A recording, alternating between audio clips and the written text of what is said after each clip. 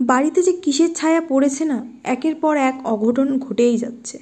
দেখো, দুদিন আগে এই বাচ্চাটা এত হেসে খুলে, মানে এর জন্যই বলতে পারো সারাটা দিন না ব্যস্ত থাকে এত কষ্টের মধ্যেও। আজকে এও ছেড়ে চলে গেল। অনেক চেষ্টা করছি জানো একে বাঁচানোর জন্য, কিন্তু শেষমেশ আর একে বাঁচাতে পারলাম না।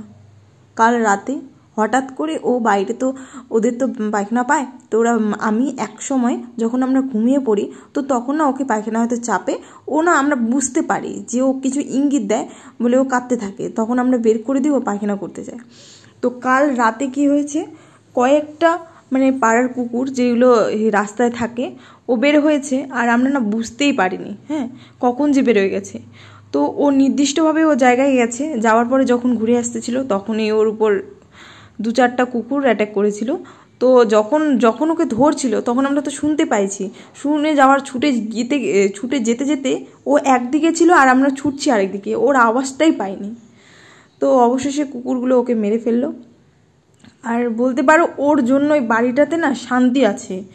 আমি জানি না, মানুষ বলে না বাচ্চা থাকলে বাড়িতে একটা মানে ঘর একদম আলো হয়ে থাকে, সত্যি বলছি। এ যখন ছিল না আমাদের বাড়িতে, বাচ্চা না হোক একটা পশু থাকুক, কিন্তু তবু তো বাচ্চার মতো একে আমি ট্রিট করি। তো ওর সঙ্গে খেলতে খেলতে মানে হাজারো কষ্ট না ভুলে যাই। তো ও যখন ছিল, তো ওর ওর জন্য আমরা মানে বাড়িতে খুশি ছিল, খেলতাম। আর ও না এত দুষ্টু ছিল, প্রচণ্ড দুষ্টু ছিল, সেই দুষ্টামিগুলোই আমাদের ভালো লাগতো। তো ও এখন নেই, আর মারা গেল, মানে বুঝতেই পারিনি।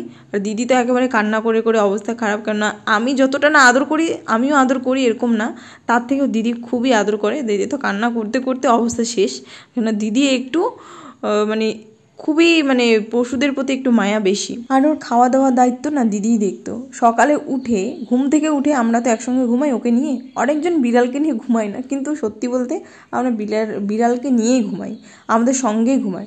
ঠান্ডাতে কোথায় ওকে রাখবো বলো? হ্যাঁ, কিন্তু ওকে পরিষ্কার করে ঘুমাই, এমন যে ময়লা করে রাখি তা না। কখনো যখন স্নান করার হয় তো ওকে স্নানও করিয়ে দিই। তো সকালে উঠে ঘুম থেকে ওকে আগে দুধ চাই।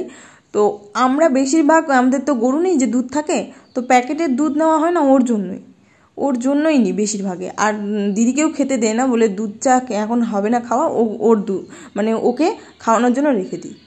তো এই করে যে ও যে ছেড়ে যাবে আমি বুঝতেই পারি না। এখন সব বাসনপত্র যেগুলো দুধে দিয়েছিল ওগুলো সব ওর সঙ্গে দিয়ে দিলাম। আর এখানে আমি ভাবিনি যে এটা আমি করব, তো তবু করতেই হবে। তো একজন তো করতে হবে, এর আগেরটাও আমি করেছিলাম, দিদি তো পারবে না। আর আমি বলছি আমরা যখন ওকে পালছি, তো ওকে কেন সদ্গতিটা করতে পারবো না বলো? এইভাবে তো ফেলে দিতে পারি না, না একটা পশু বলে ফেলে দিতে পারবো না। তো ভালো করে তাই মাঠে গিয়ে ওকে করছিলাম। আর কোদালের ইয়েটাও খুলে যাওয়ার পরে হাত দিয়ে খুঁড়ছিলাম, যতটুকুনি হাত দিয়ে তারপরে চাপা দিয়েছিলাম। আর আগের যে বিড়ালটা মারা গেছিলো, দিদি ওর সময় তো একদম নিজের চোখে দেখছিল, তো ওটা আবার দেখে ও দুজনে একসঙ্গে রেখেছি ওকে পাশাপাশি করে, তো খুব কান্না করছিল। তো করে দেওয়ার পরে ভালো করে ওকে আমি ঢেকে দিলাম। মন তো চাইছিল না, এইভাবে নাকি বলে মেয়েদেরকে করা যায় না, তবুও আমি করে দিলাম। জানি না এটা ভালো না খারাপ, হয়তো সোশ্যাল মিডিয়াও ছেড়ে দিচ্ছি, অবশ্য জানি না ভালো না খারাপ, তবু আমি করে দিলাম। কারণ আমি আর তো শেষ দেখতে পারবো না, যখন আমি তোমাদেরকে সব শেয়ার করি, তো এই জিনিসটা কেন বাদ দিব বলো তো? তো তাই আমি তোমাদেরকে দেখিয়েই দিলাম। তো ওখানে করার পরে কয়েকটা পয়সা দিয়ে, নাকি কাউকে করার সময় নাকি পয়সা দিতে হয়, তো পয়সা দিয়ে কয়েকটা ফুল দিয়ে যেন ও ভালো কামনা করলাম যেন এবার মানুষ হয়ে জন্মায়, এটা কামনা করে এখান থেকে চলে আসলাম। তো দিদিও প্রণাম দিল, চোখের জল তো দিদি একদম সত্যি কান্না করছে। আমি বললাম এত কান্না করতে নেই, পশুজীব মারা গেলে, মা বলে সবসময় পশুজীব নাকি মারা গেলে কান্না করতে না, এটা একটা কথার কথা, মানে কান্না না করার জন্য বলতেছিল মাকে।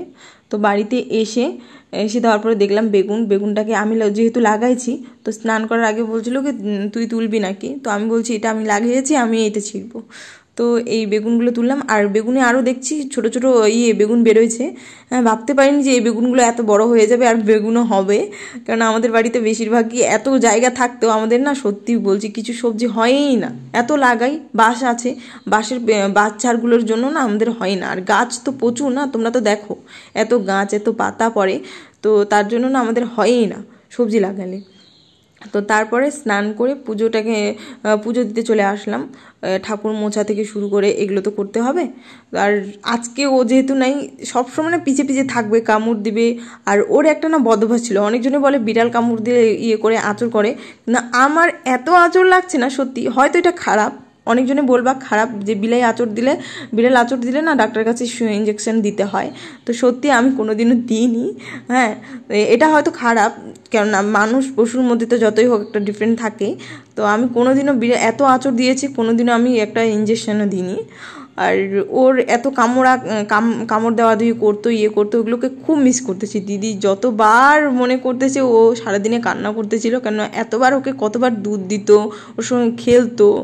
মানে ওর জন্যই না দাদা যখন থেকে গেছে না, ওকে পেয়েছি, ওর সঙ্গে সবসময় খেলতাম। অন্যান্য বিড়ালদেরকে দেখছি, কিন্তু এর মতো আমি কোনোদিনও দেখিনি। এত খেলে পুরোটা হাত মুখের ভিতরে নিয়ে কামড় দিয়ে থাকে, কিন্তু কোনোদিনও এত জোর দিয়ে কামড় দেয় না। এত ভালো বাচ্চাটা ছিল।